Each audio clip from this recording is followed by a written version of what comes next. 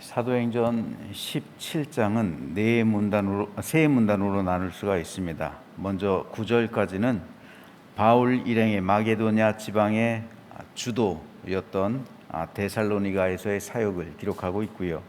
10절에서 15절은 바울 일행의 베레아 사역 및 아덴으로의 바울 단독 피신에 대해서 기록합니다.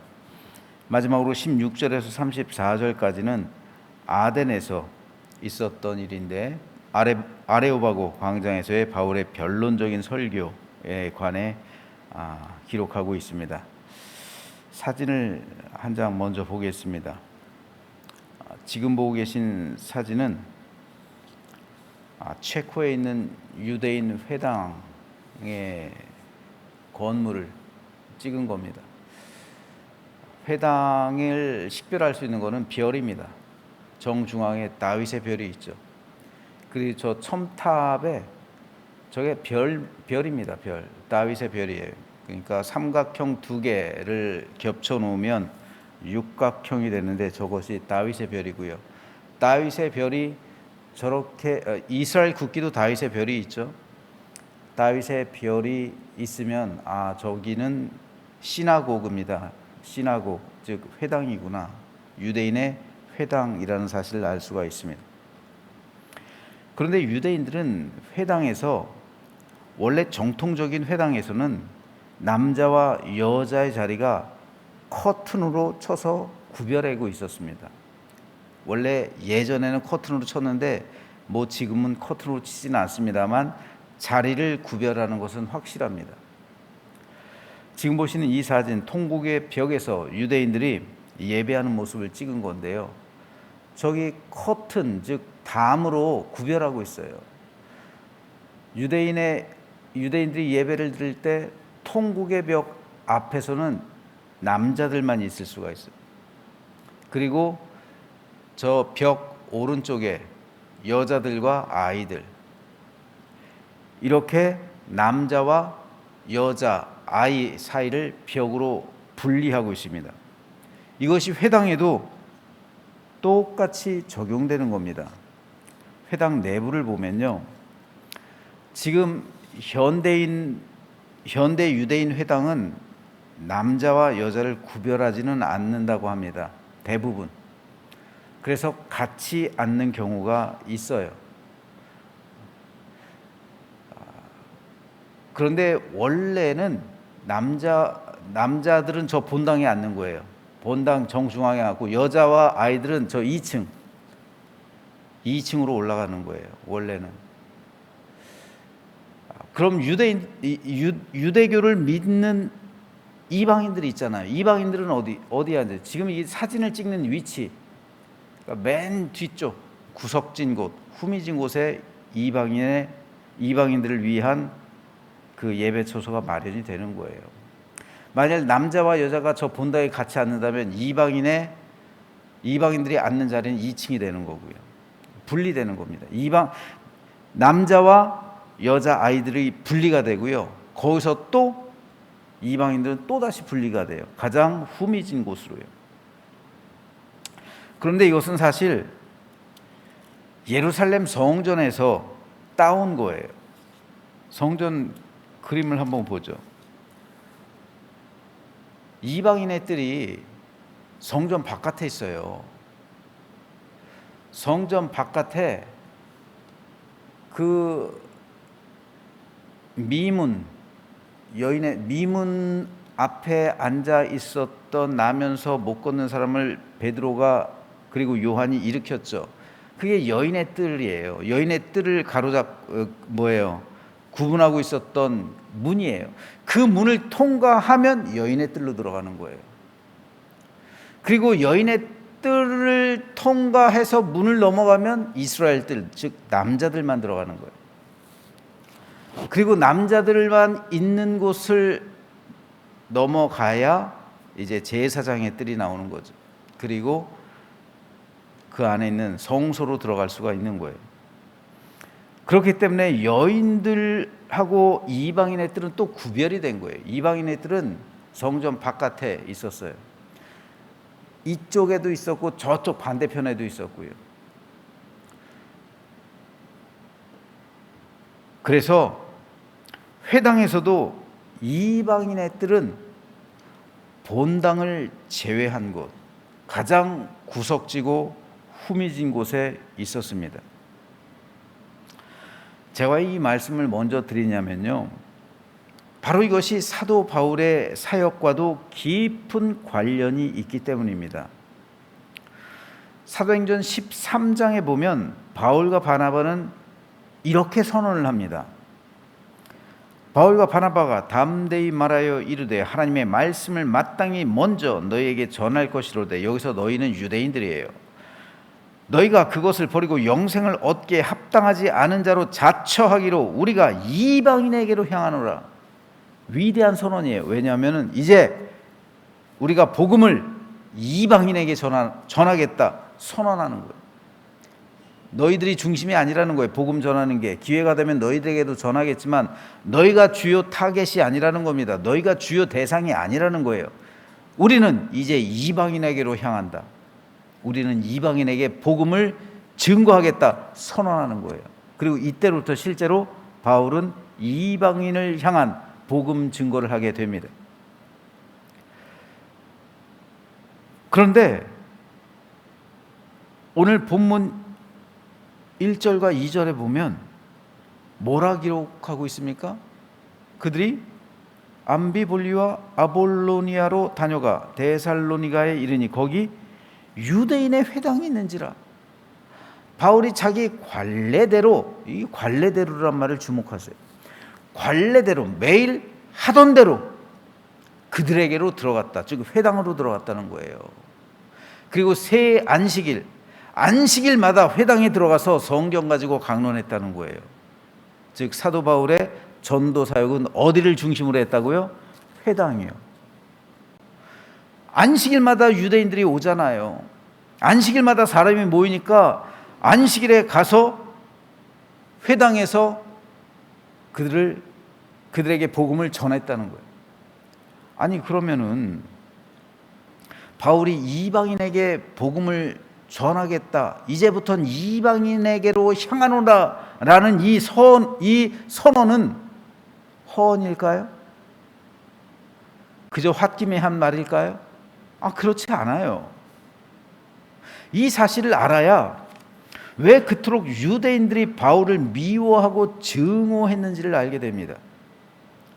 바울이 이방인에게로 향하겠다라는 선언, 그리고 그 이후의 행적은 사실이에요. 그런데 왜 바울은 관례대로 가는 도시마다 회당으로 들어왔을까요? 오늘 16절에도 보면요, 10절에도 보면은 어디로 가냐면은 바울이 데살로니가란 지금 이곳에서 베레아로 가요. 베레아로 가서도 바울은 회당으로 들어가요. 그 다음에 아덴으로 갑니다. 16절에 보면 아덴으로 가서도 17절 한번 보여줘 보세요. 회당으로 들어가요. 그죠? 17절에서도 회당으로 들어가요. 바울은 가는 곳마다 회당으로 들어가요. 관례예요, 이게 바울이 복음을 전하는 중심 장소가 회당이었단 말이에요. 그러면 이 말은 배치되는 거 아니에요? 우리가 이방인에게로 향하노라 하면서 왜 회당에 가요? 회당에 누가 있어요? 유대인들이 있잖아요. 어찌된 말일까요? 어찌된 이유일까요?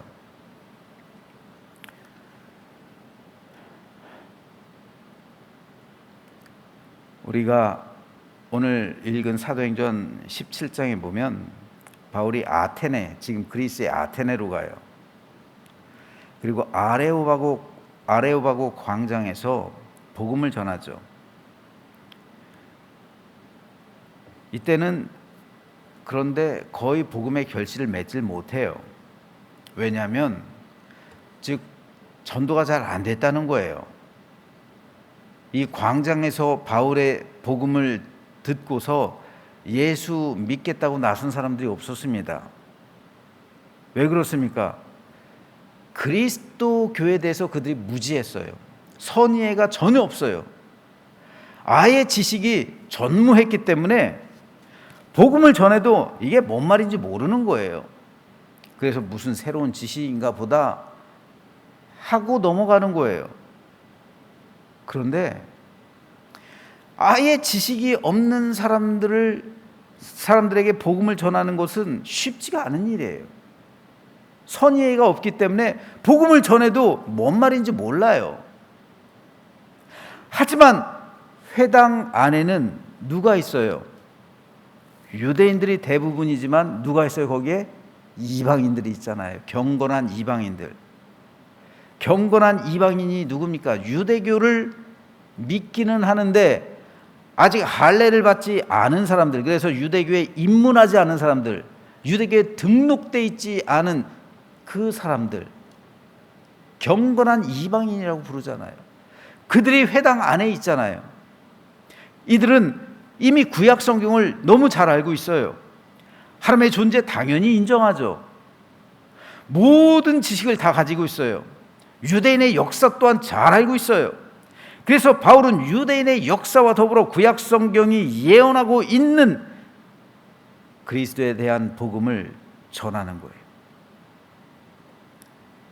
그리고 이 복음을 들은 이 경건한 유대인들은 이제까지 풀리지 않던 성경 속 문제에 확 눈이 떠버리는 거예요. 그들은 유대인이 아니었기 때문에 편견 없이 성경을 바라볼 수 있는 거예요. 민족에 상관없이요. 그 결과 바울이 전하는 복음이 진리라는 사실을 깨닫게 되는 거예요.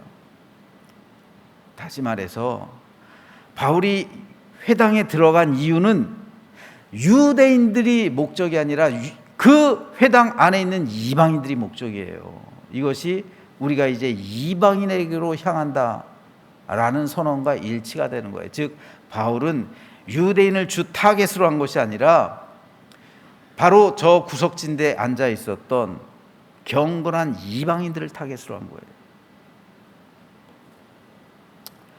그 결과 점차 그리스도인이 이방인들 사이에서 경건한 이방인들에게서 많아지는 거예요.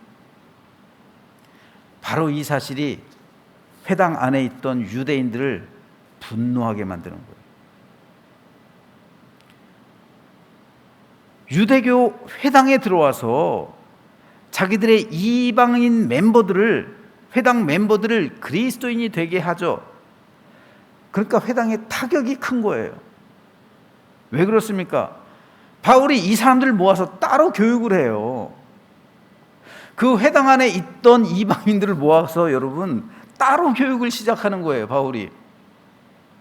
그래서 고린도에서 2년 6개월, 에베소에서 3년 막 이렇게 교육을 하다 보니까 그 사람들이 다시 회당에 나갑니까?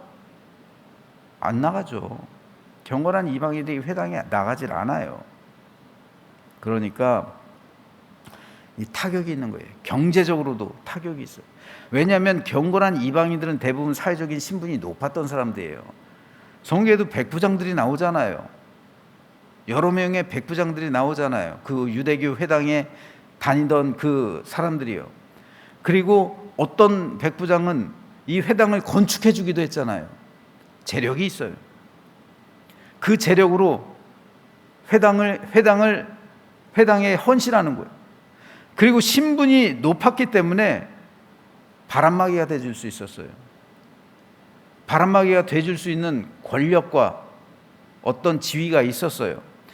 그런데 이 사람들 바울이 쏙 빼가지고 기독교인이 되게 하고, 그럼으로 인해서 회당의 발길을 끊게 하고, 쉽게 말해서 교인을 빼간 거잖아요.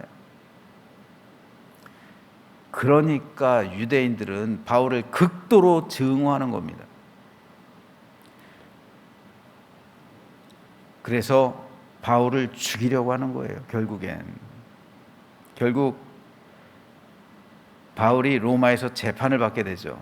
그 직접적인 원인이 됐던 것도 바로 회당에서 바울을 증오한 유대인들이 바울을 죽이려 했기 때문입니다. 오늘 데살로니가 회당에 있었던 유대인들도 마찬가지예요. 베레아에까지 와서 괴롭히죠. 또 이들이 예루살렘에서 바울을 만나고 나서 바울을 또 그렇게 재판에 넘기는 거예요. 이때가 대략 주후 50년, 49년에서 51년이니까요. 51년, 52년까지 이어지니까 대략 주 50년입니다. 그렇게 봤을 때 주 90년까지 유대교와 그리스도교는 공존하고 있었던 거예요. 40년 동안. 그런데 AD 70년에 주 70년에 예루살렘이 멸망하잖아요. 하나님의 성전이 무너지잖아요. 그리고 나서 20년 뒤인 90년, 주 90년에 유대인들이 얌니아에서 종교회의를 엽니다. 이때 역사에 남을 만한 두 가지 결정을 하는데, 첫째는 구약 성경의 39권을 정경으로 확정해요. 구약 성경이 정경 39권이 정경으로 확정된 회의가 바로 90년에 있었던 얌니아 종교회의예요. 두 번째, 그리스도교를 유대교에서 파문합니다. 그래서 유대교와 기독교의 영원한 결별이 바로 이 90년에 있었어요. 이때부터 기독교는 안식일을 지키질 않아요. 이때까지는 90년까지는 물론 헬라 사람들, 헬라 기독교인들은 안식일을 지키지 않았어요. 주일만 지켰어요. 하지만 유대 기독교인들은 안식일로 지키고 주일도 지켰어요. 유대인이기 때문에. 하지만 이때 이후로는 유대인들, 유대 기독교인들도 안식일을 더 이상 지키지 않습니다. 이단으로 파문했기 때문에. 그래서 주일이 이때부터는 주일날만 지키는 것으로 확정이 됐죠. 그런데 이 뿌리가 된 것이 바로 바울의 회당전도에 있는 거예요. 회당전도. 아마 바울이 회당에서 전도하고 다니지 않았더라면 이 결별이 언젠가 결별이 됐겠죠. 어쩌면 더 길어졌을 수도 있어요. 그런데 이 회당 전도는 한편으로 생각하면 자기 목숨을 건 거예요. 결국 그로 인해 바울이 순교하게 된 결정적인 이유가 된 것도 이거예요. 바울도 한때는 바리새인이었습니다. 그런데 그가 얼마나 복음에 대한 확신이 있었으면 이렇게 회당에 들어가서 복음을 전했을까요? 그가 얼마나 천국을 소망했으면 자기 목숨을 초계처럼 버릴 수 있었을까요? 그러므로 우리는 바울의 확신과 이 소망을 오늘 배워야 합니다.